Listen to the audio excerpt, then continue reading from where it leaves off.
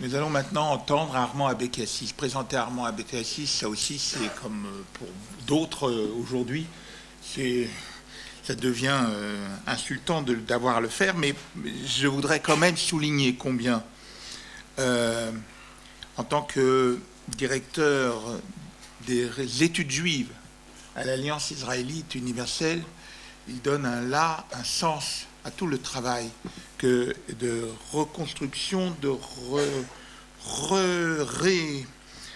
redéploiement de l'Alliance israélite universelle depuis l'arrivée aussi de son nouveau président, Mark Eisenberg.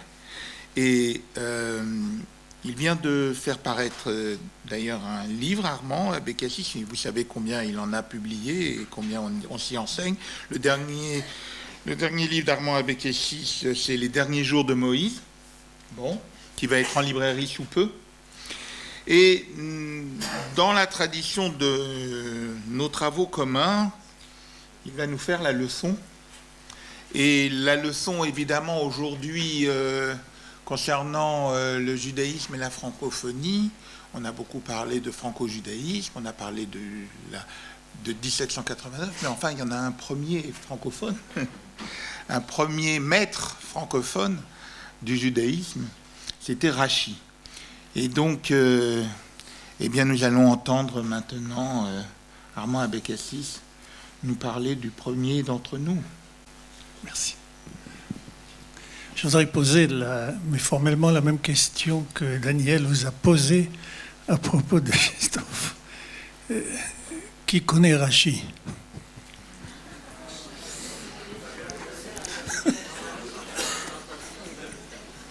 Qui ne connaît pas? Alors, vous mesurez ma difficulté. Je vais dire des choses que vous savez déjà. J'en ai déjà beaucoup éliminé en supposant que vous les savez. Et en principe, en toute amitié, en Israël, tout le monde devrait connaître Rachi. Et pas simplement par le nom ou par la vie, mais précisément par sa vision du monde et surtout par tout ce qu'il a apporté au judaïsme. Je voudrais le présenter comme le modèle véritablement du juif français. Les deux. Voilà. Rabbi Shlomo Itzhaki ne s'est jamais appelé Rachi. Mais Shlomo, fils d'Isaac, ou Shlomo de Troie. Et les générations qui le suivirent préféraient se limiter aux initiales qui composent les sigles par lesquels on le désigne partout dans tout le monde. Et la plupart de ceux qui lisent la Torah et le Talmud à travers ses commentaires incontournables ignorent son histoire. Et celle de sa communauté à Troyes en Champagne, elle détache de son temps et de son espace, à l'image de la transcendance de la Torah. Il semble que ce soit là une règle générale appliquée à tous les sages. Ouais. Il semble donc que ce soit là une règle générale appliquée aux sages et aux maîtres de la tradition, dont le nom même disparaît derrière l'œuvre. Nous parlons du Shlach Kadosh, qui connaît son nom. Nous parlons de Kli Yakar, qui connaît son nom. Nous parlons de Or HaChaim, de Maor Vashamesh, ou Vashemesh, comme on disait chez nous, ou dont le nom ne désigne que leurs écrits. Nous affirmons Ibn Ezra a dit, Sforno a dit, Rashbam ou Rabbeinu Tam ont dit, et bien sûr, Rachi a dit. Et quelle question se pose à Rachi à propos de chaque verset? Est-ce par cette voie que nos maîtres nous donnent une leçon d'universalité, comme la Torah qu'ils commentent et interprètent, et derrière laquelle ils semblent s'effacer? Rachi est bien français. Pas un français juif, mais un juif français, qui lit et commente la Torah et le Talmud pour les juifs français d'abord. Il est champenois et ne cesse de se référer à la réalité dans laquelle il est né. Il a grandi, il a vécu et enseigné. Il connaît ses mœurs, ses coutumes, les métiers anciens et les métiers nouveaux qui y sont exercés, les idées qui y ont cours, les événements graves qui s'y déroulent. Il montre ses compétences dans les métiers que juifs et non-juifs avaient. Par exemple, la taille des pierres, le vernissage des pots, la fabrication de la bière, la frappe de la monnaie. Il fait usage du français médiéval dans ses gloses, qu'il emprunte à tous les domaines, dans ses interprétations de la Torah et du Talmud, ainsi que dans ses responsa, dans ses décisions même halachiques.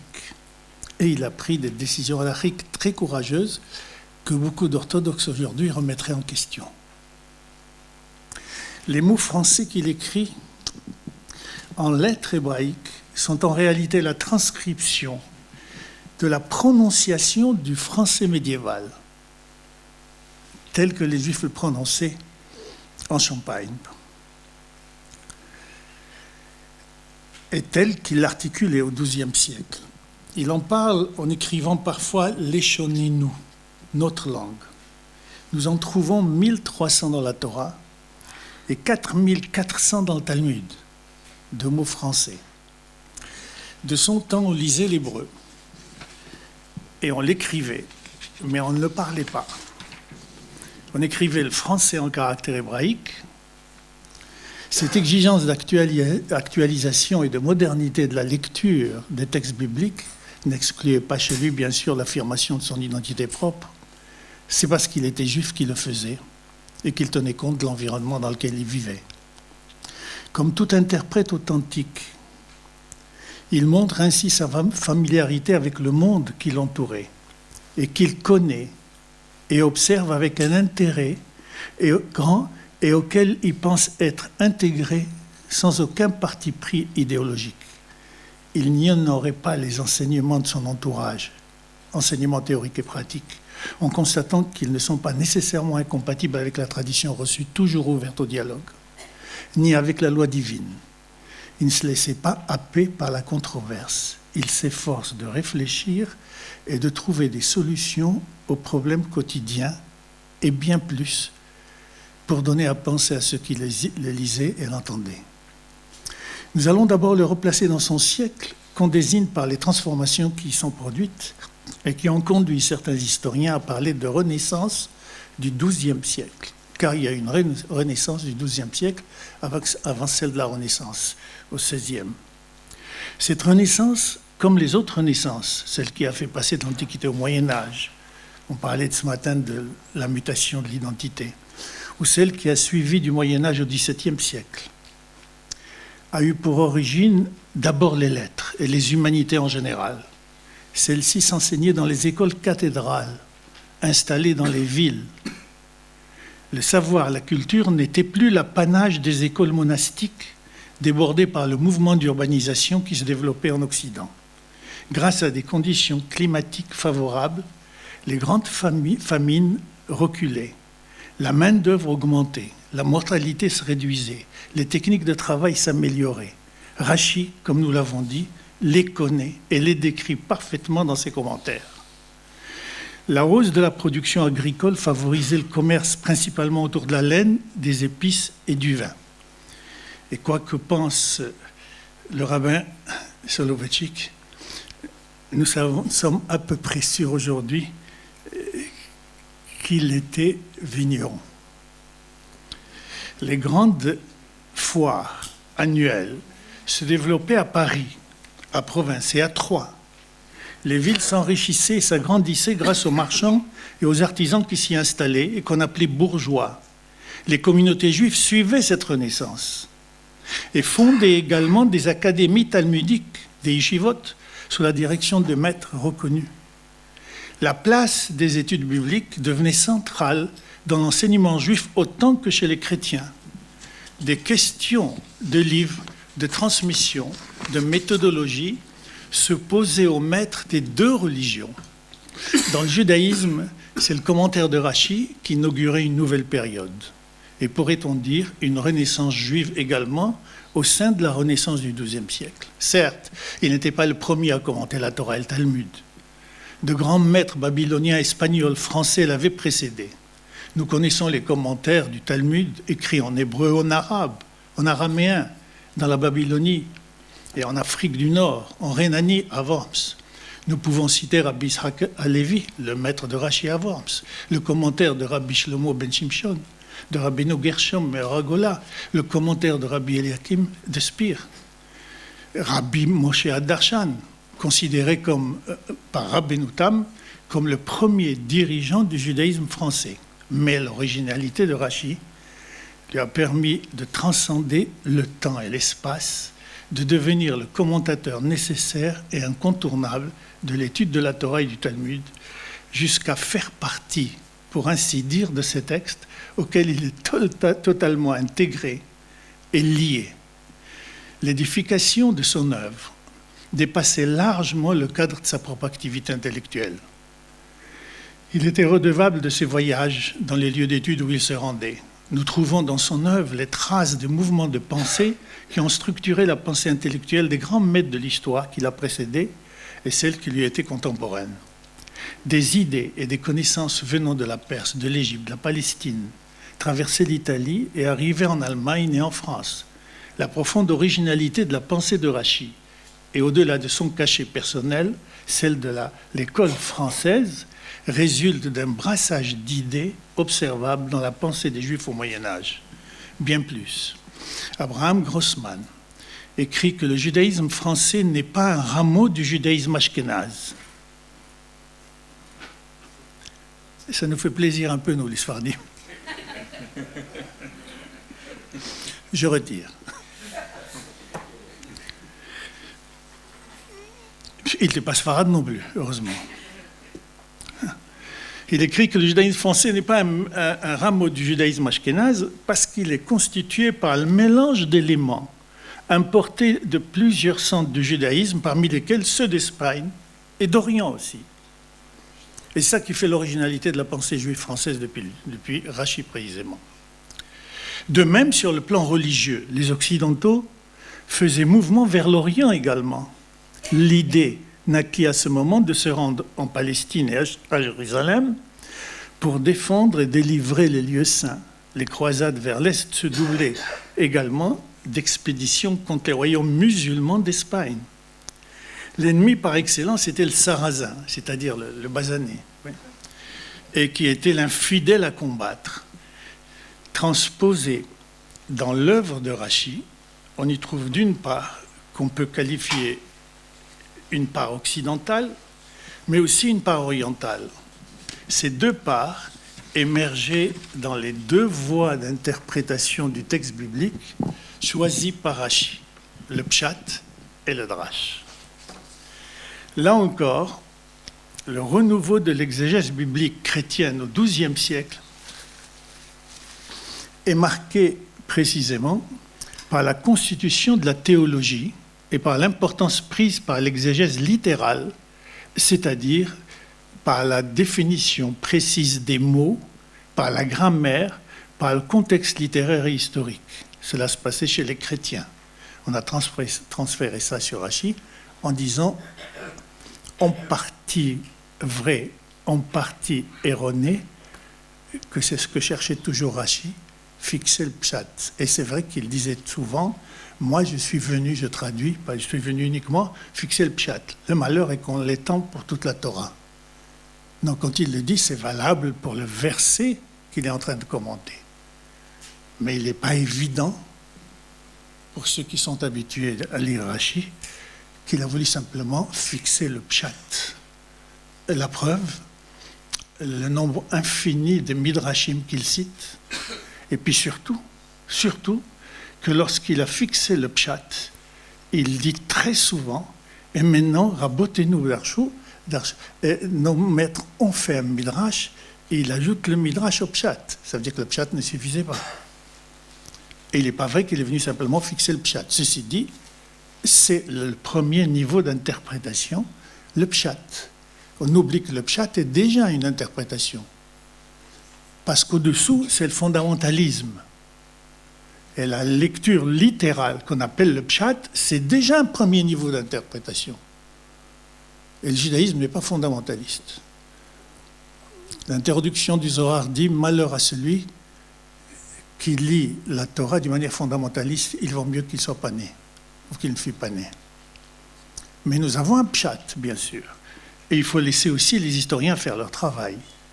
C'est bien la voie suivie par Rashi qui répète souvent qu'il cherche uniquement à établir le pshat pour le verset dont il s'agissait. Le recours aux Juifs par les chrétiens sur ce plan est évident. Elle les renvoie. Et les recours qu'ils font aux Juifs étaient courants. Les théologiens chrétiens qui en appelaient aux Juifs et citaient leurs commentaires prouvent les échanges qui se faisaient entre eux. Au contraire, sur le plan du Midrash, leurs reproches ne tarissaient pas.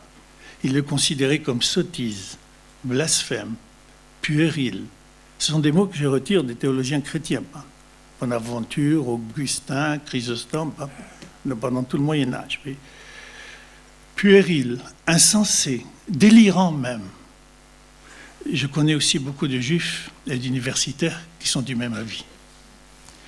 Il fallait attendre le franciscain Nicolas de Lyre, au début du XIVe siècle, pour que la contradiction apparente entre le pshat et le drash soit d'une certaine façon dépassée. C'était un moine franciscain qui a traduit Rashi en latin et qui a inspiré Luther et la chrétienté. Il lisait Rashi dans le texte original et il le citait fréquemment. Le Maharal de Prague entreprendra aussi de réhabiliter le Midrash au XVIe siècle par le discours aristotélicien. Car le judaïsme, c'est le Midrash. Le judaïsme, c'est le Midrash. M. Gross vous a parlé tout à l'heure de la différence que faisait Manitou entre la nation et puis la situation d'exil. C'est la situation d'exil qui a créé le Midrash. Les Hébreux chez eux ne faisaient pas du Midrash. Les Hébreux chez eux, quand ils moissonnaient et qu'ils laissaient les quatre coins libres pour les pauvres, ils ne faisaient pas du Midrash. Ils obéissaient concrètement à la loi de Dieu. Et beaucoup de mitzvot sont impossibles pour nous, juifs d'exil, sinon d'une manière symbolique. Et nous sommes obligés de faire le Midrash pour voir que ces textes avaient un sens sur le plan de la nation et qu'en exil, ils n'ont plus de sens. Mais il faut les maintenir parce que, comme disent les rabbins, nos maîtres, ils ont beaucoup à nous apprendre, même ils ne sont pas dans la réalité de l'hébreu sur la terre. Et c'est ça qui a fait la force de l'exil. Même pour des mitzvot qui n'ont pas de sens pour nous, en dehors de la terre, il faut les étudier. Non pas parce qu'un jour, en 1948, on reviendrait, mais parce qu'au-delà de cette concrétisation, de cette incarnation de la loi de Dieu, de la mitzvah ou de la halakha, peu importe, il y a, au-delà de cette incarnation, un sens métaphysique universel, un enjeu humain universel qu'il faut dégager. Et que nous, peuples juifs, nous vivons à notre manière, comme d'autres peuples vivent les mêmes enjeux humains universels à leur manière. Ce qui veut dire que les cultures ne sont pas accidentelles. Et que l'histoire passe aussi, et la vie spirituelle passe aussi par la différence des cultures, et qu'il faut maintenir la différence des cultures. Sinon, alors, qu'allons-nous faire avec notre culture et pourquoi nous sommes même parfois exposés à la mort pour qu'elle puisse traverser l'histoire, cette propre culture qui dure depuis 35 siècles. Et de la même manière que nous voulons notre culture, il faut désirer aussi et il faut faire paysément réagir de telle manière que les autres cultures puissent continuer à porter la spiritualité quand ils la portent paysément et qu'ils ne descendent pas dans le folklore ou dans la violence. Je voudrais ici donner deux exemples qui illustrent comment Rashi, par le Midrash, oppose la lecture juive de la Torah par le Midrash pour répondre aux chrétiens précisément à la lecture chrétienne, qui sont tenus au pshat, avec l'arrière-pensée que la lecture spirituelle appartenait au Nouvel Israël, bien sûr eux, et que les Juifs sont restés sur le plan de la lettre. Vous venez d'entendre qu'il n'y a qu'un seul endroit où vous pouvez trouver l'esprit, c'est dans la lettre. Il n'y a pas un autre endroit où vous pouvez trouver l'esprit que sur la lettre, que dans la lettre. Ouais. Sinon, c'est du blablabla. Premier exemple. Dans les 4 premiers chapitres, on nous expose les 4 problèmes fondamentaux de tout être humain, quel qu'il soit. On ne parle pas de juifs, on ne parle pas d'hébreux, on ne parle pas de religieux.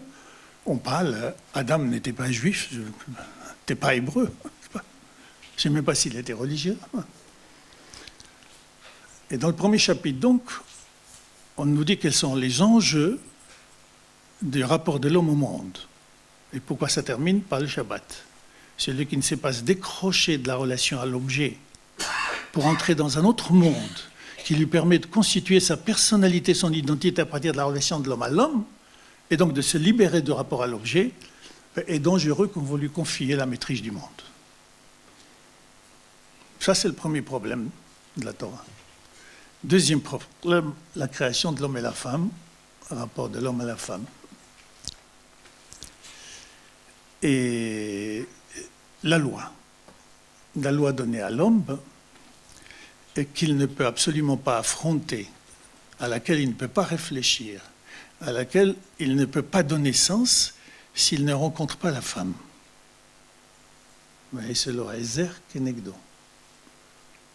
Le problème éthique, il se vérifie la capacité d'un homme,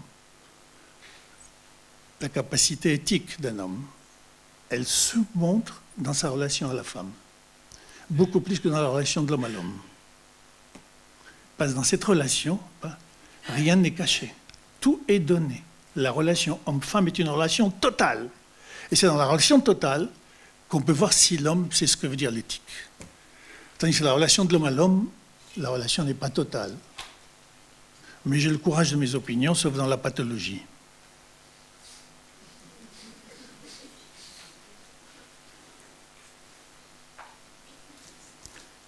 Troisième chapitre, la loi divine.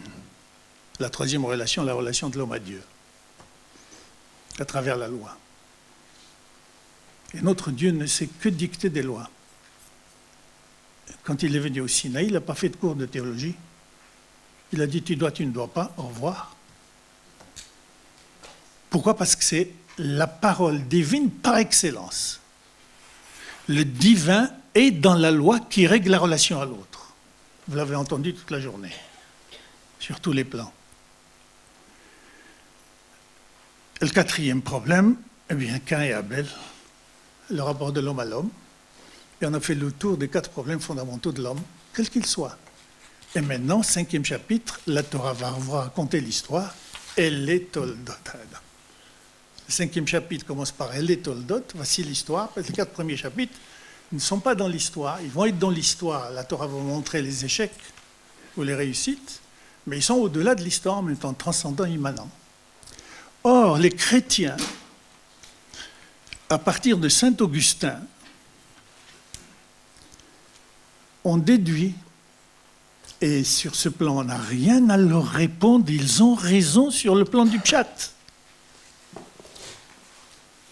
On déduit que puisque le 4e chapitre qui raconte le rapport de l'homme à l'homme commence par « Vayedar Adam et Chava ishto » et l'homme connut Ève, son épouse, le 4e chapitre, cela signifie donc que cette relation sexuelle est la conséquence d'une faute qui est décrite dans le 3e chapitre. Et la Torah nous a joué un sale tour. La relation sexuelle, Ve'adam yadar et Chava ishto, après la faute et l'expulsion du jardin d'Éden, du paradis. Et la relation sexuelle est frappée d'une négativité totale, impossible, parce qu'il y a des négativités positives. Et Rashi sait cela. Alors il va faire une leçon de grammaire derrière laquelle il y a un midrash. Il dit c'est qu'en hébreu, il n'y a que 3 verbes. C'est pas comme en français ou ailleurs. Passé, présent, futur. Et alors quand c'est un plus que parfait, passé, yada. Et quand c'est un passé simple, yada. Quand c'est un passé composé, yada. Il n'y a qu'un seul verbe pour le passé. Et les chrétiens ont raison du point de vue du pshat. Sinon, la Torah aurait dit que Adam et Ève se sont connus dans le jardin d'Éden. Et Rachi va enfoncer le clou. Il va dire non seulement la relation sexuelle s'est faite au jardin d'Éden, avant la faute, mais la conception, elle s'est déroulée pendant les 9 mois au jardin d'Éden, et l'accouchement de Caïn et Abel également au jardin d'Éden. Ainsi, il a extirpé, il a enlevé, défalqué absolument toute négativité, toute dévalorisation dans tout ce qui concerne la relation de l'homme à la femme. Et quelle leçon de grammaire il dit, Yada, il a connu, mais le raisonnement des chrétiens aurait été valable si le texte avait dit Vayeda Adam et Havashto. Mais le texte dit Adam Yada et Havashto, c'est exactement comme Bereshit Bara, donne aussi la même interprétation par Rashi. Il faut le comprendre dans la même interprétation. Et l'homme avait connu. Si ça avait été la suite, comme Vayomer, Vaidaber, Vayeler, alors on aurait dit, les chrétiens ont raison. Vayeda Adam et Havashto. Mais la Torah ne dit pas Vayeda Adam et Ishto, il dit Adam Yada et Havashto, ce qui est rare dans la Torah. Voilà le pshat rétabli. Et en même temps, il a fait une métaphysique extraordinaire. Il nous a appris ce que veut dire la relation sexuelle, et qu'elle n'avait absolument rien à faire avec le mal, et que le mal lui vient simplement du couple qui s'unit. Avec la relation sexuelle, comment voulez-vous obéir à la première loi de Dieu dans la Torah quand il dit Perurbu, croissez, multipliez? Comment le faire si vous frappez la relation sexuelle précisément d'une valeur négative et dévalorisante? Vous voyez ce dialogue que Rashi mène implicitement aussi, et qui montre qu'il savait et qu'il connaissait et qu'il était, en tant que juif français, pleinement de son temps. Aussi. Et pas simplement à travers les gloses. J'ai un autre exemple. J'ai un autre exemple. C'est à propos, ça c'est dans la Gemara, à propos de, on le trouve dans Yebamot 38b, Ketuvot 84a, 88a, 97b, Gittin 75, vous voyez, Arachin 22ab, dans plusieurs, donc 6 ou 16 endroits, on a un même problème qui se pose de la relation de l'homme et la femme. Et puis il y a une expression que portent ces textes-là, qui est mipene hinna. Une relation de l'homme à l'homme, mipene à cause hinna de son charme, de sa séduction, de sa grâce. Tous les commentateurs, sans exception, et Rabbeinu Hananel en tête, pour ceux qui connaissent la Gemara, appliquent ça à la femme, parce qu'ils ont cette idée que l'homme désire plus se marier que la femme. Et c'est pourquoi la femme, c'est le commentateur, oui, c'est pourquoi la femme doit user de tout son charme pour le séduire. Puisqu'il a le désir précisément de se marier. C'est une thèse. Rashi la met en question. Il dit, mais Penihina, c'est pas à mettre à la femme, c'est à l'homme. Et c'est vrai qu'on trouve une autre leçon dans un des textes que je vous ai cités, non pas hinna avec he féminin, mais avec aleph en araméen hinna. Et Rashi saute sur l'occasion pour dire qu'ils ont mal compris, il faut l'inverser. C'est à la femme précisément, c'est à l'homme précisément, à se remplir de charme et de séduction maximale pour charmer la femme. Et ce n'est pas la femme qui doit le faire. C'est que replacé dans son contexte historique, précisément, du temps de Rashi, naissait l'amour courtois, celui des cours royales, l'amour idéalisé, raffiné à l'extrême, appelé amor cortés, l'amour des cours royales, une combinaison de vivacité d'esprit et de désir sublimé, gardant la mesure et le respect. Et cet amour courtois inspirait la poésie sous sa première forme, qui laissait place à la femme reconnue comme telle, à laquelle toutes les qualités, toutes les vertus étaient reconnues et qu'on nommait la dame. La poésie courtoise avait un tel rayonnement que toute l'Europe la recevait, la transmettait dans les cours royales raffinées. Et c'est sur cette expression, Mipenahina, à cause du charme, précisément, de l'homme par rapport à la femme, qu'il y a discussion entre Rashi et les autres commentateurs qui est longue. Hein. J'ai parlé tout à l'heure de Rabbeinu Hananel. L'homme désire moins que la femme se marier. C'est peut-être plus près de la réalité. L'expression Mipene Hinna, Hinna avec Aleph cette fois-ci, dans les autres leçons, signifie donc que c'est la femme qui court après l'homme, d'après les commentateurs, et doit faire tous les efforts pour plaire et séduire. Rashi interprète l'expression de manière inverse, dans le sens de l'amour courtois. L'homme est pris par le désir de plaire à la femme, et c'est lui qui cherche à la charmer, et non l'inverse. Nous avons à présent assez d'éléments pour comprendre les visées du Midrash. Il a pour objet d'abord de combler les insuffisances du pshat.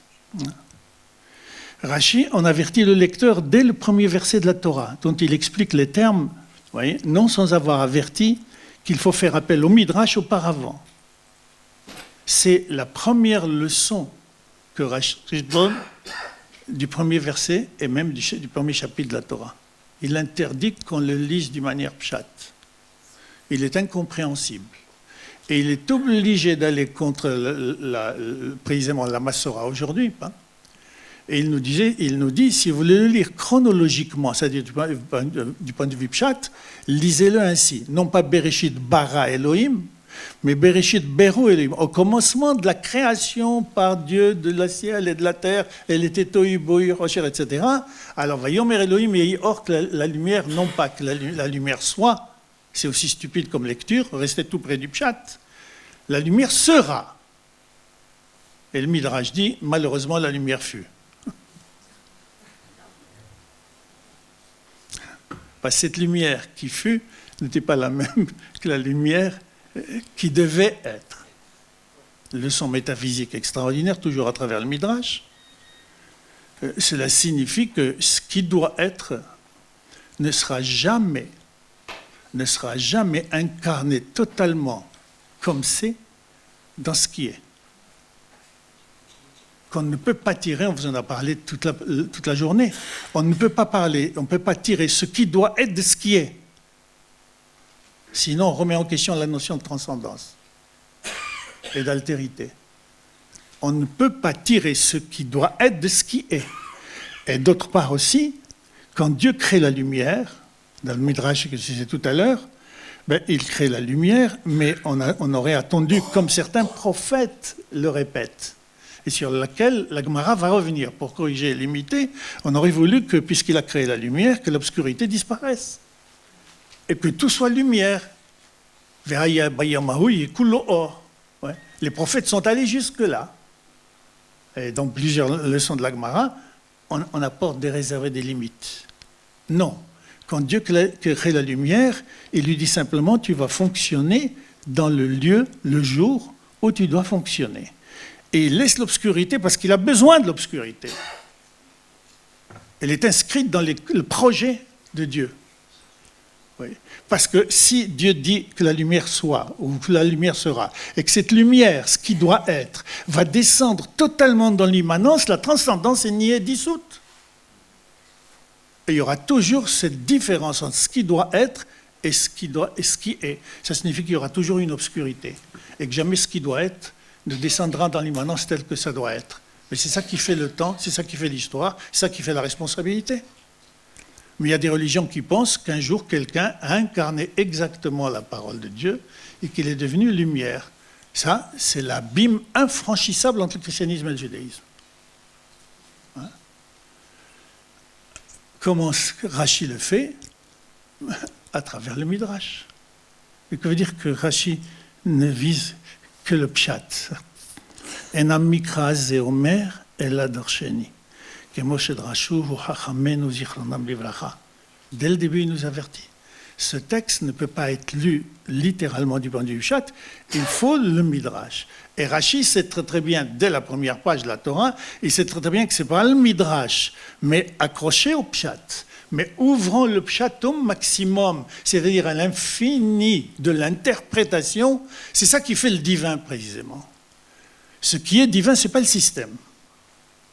Ce qui est divin, c'est la multiplicité d'interprétations. Et méfiez-vous de ceux qui pensent, quand ils lisent la Torah, qu'ils vont vous transmettre le sens ultime de chaque mot et de chaque verset. Ils se prennent pour Dieu. Puisqu'ils mettent en question le principe de transcendance même. Et voyez comment Rashi, précisément, en s'attachant au Midrash, mais parce qu'il a besoin derrière les leçons de grammaire, et parfois il fait des leçons de grammaire très très longues. Et on pense qu'il fait simplement de la grammaire. Mais il y a une métaphysique derrière, il y a un Midrash derrière, des dizaines de Midrashim derrière, qui montrent que la leçon de grammaire n'est pas une simple leçon de grammaire comme chez les kabbalistes, par exemple, oui, plus tard, mais la leçon de grammaire est la voie par laquelle des significations fondamentales pour l'enjeu de l'humain individuel et collectif sont en train d'être transmises. Et après, il y en a encore qui pensent que le Midrash, c'est de la bêtise et c'est des élucubrations de gens qui ne pensent pas et qui essayent de fuir leurs angoisses à travers cela. Il ne faut donc pas traduire le terme de Bereshit par l'expression « au commencement », mais par « à cause », en vue, bishvil, d'un projet, un projet porté par celui qui est le Réchit. Pour le Réchit, Dieu a créé le monde. Le Réchit, ça peut être, donc, c'est-à-dire le principe de l'histoire, ça peut être Israël, et ça peut être aussi la Torah, ça peut être les prémices, ça peut être la Halla. Il y a 7 significations du mot Réchit dans la Torah que le Midrash, précisément, répète. Et tenez-vous bien, heureusement que vous êtes assis, Amalek est appelé Réchit. Amalek est appelé Réchit comme Israël. Ouais. Ouais. Ça donne à penser. C'est très important aussi cela. Oui. Il reste à aller plus loin. Pourquoi choisir entre les différents pshats? Pourquoi c'est tel pshat, mais aussi tel drash que Rashi choisit, ou que la Gemara aussi préfère à d'autres possibles? Le texte biblique n'y répond pas. Et comme tous, je termine aussi par une question. Le texte est polysémique. Il ne dit pas lui-même la signification qu'il faut choisir, aussi bien sur le plan du drash que sur le plan du pshat. Parce que ce choix dépend des maîtres de la génération, pas des spécialistes de la halakha seulement, mais de ceux qui gardent leur lucidité sur l'enjeu spirituel et historique de la civilisation dans laquelle ils vivent et de la condition des Juifs au sein de cette civilisation, dans leur espace et dans leur temps, comme s'y exerce Rashi, le maître de tous les maîtres.